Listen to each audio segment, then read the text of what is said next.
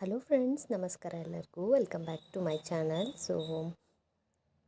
I hope ನೀವೆಲ್ಲರೂ ಚೆನ್ನಾಗಿದ್ದೀರಿ ಅಂತ ಅಂದ್ಕೊಳ್ತಾ ಇವತ್ತಿನ ವಿಡಿಯೋನ ಸ್ಟಾರ್ಟ್ ಮಾಡೋಣ. ಎಲ್ಲರ ಮನೆ ಒಳಗೂ ಸೊಳ್ಳೆ ಅಂತೂ ಸರ್ವೇ ಸಾಮಾನ್ಯ ಅಲ್ಲ ಫ್ರೆಂಡ್ಸ್. ಬೆಳಿಗ್ಗೆ ಆಗಿರ್ಬೋದು, ನೈಟ್ ಆಗಿರ್ಬೋದು, ಮಧ್ಯಾಹ್ನ ಆಗಿರ್ಬೋದು, ಮನೆಯಲ್ಲಿ ಸೊಳ್ಳೆ ಎಲ್ಲ ಬರ್ತಾನೆ ಇರುತ್ತೆ. ಆ್ಯಂಡ್ ನಾವು ಎಷ್ಟೋ ಕಾಸ್ಟ್ಲಿ ಗುಡ್ ನೈಟ್ ಎಲ್ಲ ತಂದು ಹಚ್ತೀವಿ, ಕಾಯಿಲ್ ಎಲ್ಲ ತಂದು ಹಚ್ತೀವಿ, ಈಗ ಫಾಸ್ಟ್ ಕಾರ್ಡ್ ಅಂತ ಅದೆಲ್ಲ ತಂದು ಹಚ್ತೀವಿ. ಅದರಿಂದ ಎಷ್ಟು ನಮ್ಮ ಹೆಲ್ತಿಗೆ ಹಾನಿಕರ ಎಲ್ಲ ಆಗುತ್ತೆ ಗೊತ್ತಾ. ಆ್ಯಂಡ್ ಸಣ್ಣ ಮಕ್ಕಳೆಲ್ಲ ಇರ್ತಾರೆ ಮನೆಯಲ್ಲಿ. ದೇಸಿ ಅದನ್ನೆಲ್ಲ ನಾವು ಯೂಸ್ ಮಾಡೋದಕ್ಕಿಂತ ಮನೆಯಲ್ಲೇ ನಾವು ಯಾವ ಥರ ಸೊಳ್ಳೆನ ಹೊರಗೆ ಓಡಿಸೋದು ಅಂತ ಹೇಳಿ ಇವತ್ತು ನಾನು ನಿಮ್ಗೊಂದು 2 ಟಿಪ್ಸ್ನ ತೋರಿಸ್ಕೊಡ್ತೀನಿ. ಬರ್ರಿ ನೋಡೋಣ ಅದೇನಪ್ಪ ಅಂತ ಹೇಳಿದರೆ ಬೆಳ್ಳುಳ್ಳಿಯಿಂದ ತುಂಬಾ ಉಪಯುಕ್ತವಾದ ಒಂದು ಟಿಪ್ಸ್ ಅಂತಲೇ ಹೇಳ್ಬೋದು ಫ್ರೆಂಡ್ಸ್. 1 ಗಡ್ಡೆಯಷ್ಟು ಬೆಳ್ಳುಳ್ಳಿ ಸಿಪ್ಪೆ ಸುಲಿಲಾರ್ದೇ ತೊಗೊಳ್ರಿ ಫ್ರೆಂಡ್ಸ್, ಓಕೆನಾ. ಅದನ್ನು ನಾವು ಈ ಥರ ಗ್ರೇಟರ್ ಒಳಗೆ ಈ ಥರ ಗ್ರೇಟ್ ಮಾಡ್ಕೊಂಡು ಬಿಡಬೇಕು. ಗ್ರೇಟ್ ಮಾಡ್ಕೊಂಡು ಆದ ತಕ್ಷಣ ಅದನ್ನು ನಾವೆಲ್ಲ ಚೆನ್ನಾಗಿ ತಗೊಂಡ್ಬಿಡ್ಬೇಕು, ಓಕೆನಾ ಫ್ರೆಂಡ್ಸ್. ಈ ಥರ ನಮಗೆ ಬೆಳ್ಳುಳ್ಳಿದು ಏನಿರುತ್ತಲ್ಲ ಅದು ನಮಗೆ ಗ್ರೇಟಾಗಿ ಸಿಕ್ಬಿಡುತ್ತೆ. ಅದನ್ನು ಸಿಪ್ಪೆನ ಸ್ವಲ್ಪ ಸೈಡಲ್ಲಿ ಎತ್ತಿಟ್ಬಿಡೋಣ. ಸಿಪ್ಪೆ ಸಮೇತ ಯಾಕೆ ತೊಗೊಳ್ಳಿ ಅಂತ ಹೇಳಿದ್ನಂದರೆ ಸಿಪ್ಪೆಯಿಂದ ನಾವು ಗ್ರೇಟ್ ಮಾಡಿದ್ದಂದರೆ ನಮ್ಮ ಕೈಗೆ ಅಷ್ಟೊಂದು ಏನು ನಮ್ಗೆ ಇದನ್ನಾಗಲ್ಲ. ಬೇಗನೆ ಗ್ರೇಟ್ ಆಗಿಬಿಡುತ್ತೆ ಅನ್ನೋ ಒಂದು ಕಾರಣಕ್ಕೆ, ಓಕೆನಾ. ಸಿಪ್ಪೆ ಎಲ್ಲ ತೆಗೆದು ಸೈಡಿಗೆ ಇಟ್ಟಾದ್ಮೇಲೆ ಬೆಳ್ಳುಳ್ಳಿ ಏನು ಬಂದಿರುತ್ತಲ್ಲ ಗ್ರೇಟ್ ಮಾಡ್ಕೊಂಡಿರೋದು, ಅದನ್ನು ನಾವು ಮನೆಯಲ್ಲಿ ಕಾಟನ್ ಎಲ್ಲ ಇರುತ್ತಲ್ಲ ಫ್ರೆಂಡ್ಸ್. ಕಾಟನ್ನ ನಾವು ಏನು ಮಾಡಬೇಕಪ್ಪ ಅಂತ ಹೇಳಿದರೆ ಸ್ವಲ್ಪ ಅಗಲ ಮಾಡಿಕೊಂಡು ಅದು ಬೆಳ್ಳುಳ್ಳಿನ ನಾವು ಏನು ಮ್ಯಾಶ್ ಮಾಡಿರ್ತೀವಲ್ಲ ಅದನ್ನು ನಾವು ಈ ಥರ ತೊಗೊಂಡು ಅದನ್ನು ಚೆನ್ನಾಗಿ ಈ ಥರ ರಬ್ ಮಾಡಿಕೊಂಡು ಒಂಥರ ಬತ್ತಿ ಥರ ಮಾಡ್ಕೋಬೇಕು. ಇವಾಗ ನಾವು ದೀಪಕ್ಕೆಲ್ಲ ಹಚ್ಚಕ್ಕೆ ಬತ್ತಿ ಎಲ್ಲ ಮಾಡ್ಕೊತೀವಲ್ಲ ಫ್ರೆಂಡ್ಸ್, ಆ ಥರ ನಾವು ರೆಡಿ ಮಾಡ್ಕೋಬೇಕು. ಇಲ್ಲಿ ನೋಡ್ತಾ ಇದ್ದೀರಲ್ಲ ನೀವು.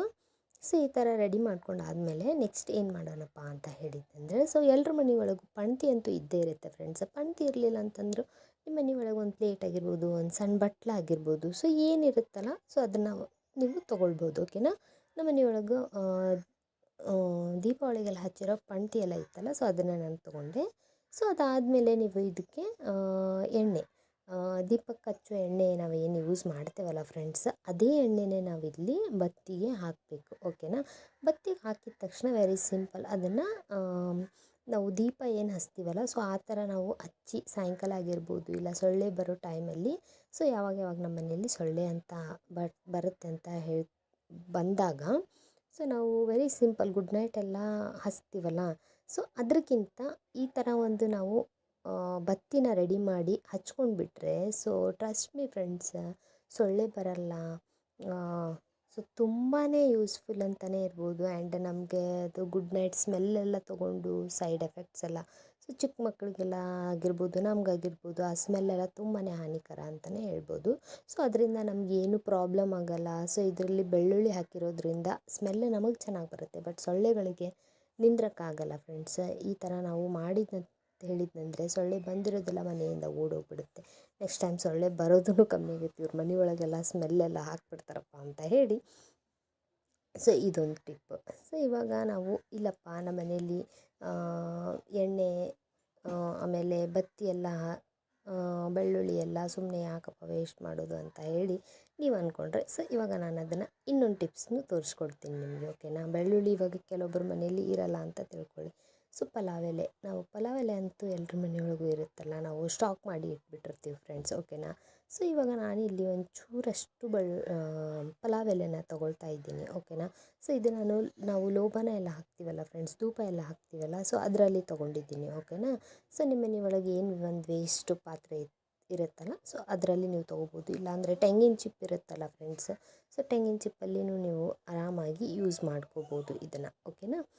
ಇಲ್ಲಿ ನಾನು ಪಲಾವ್ ಎಲೆನ ಒಂದಿಷ್ಟು ಪಲಾವ್ ಎಲೆ ತೊಗೊಂಡಿದ್ದೀನಿ. ಅದಕ್ಕೆ ಒಂದು 2-3 ಕರ್ಪೂರ ಹಾಕ್ತೀನಿ ಫ್ರೆಂಡ್ಸ್. ಇದರಿಂದ ತುಂಬಾ ಒಂದು ಒಳ್ಳೆ ಸ್ಮೆಲ್ ಬರುತ್ತೆ ಅಂತಲೇ ಹೇಳ್ಬೋದು ನಮಗೆ. ಆ್ಯಂಡ್ ಸೊಳ್ಳೆಗಳಿಗೆಲ್ಲ ತುಂಬಾ ಬ್ಯಾಡ್ ಸ್ಮೆಲ್ ಅಂತಲೇ ಹೇಳ್ಬೋದು.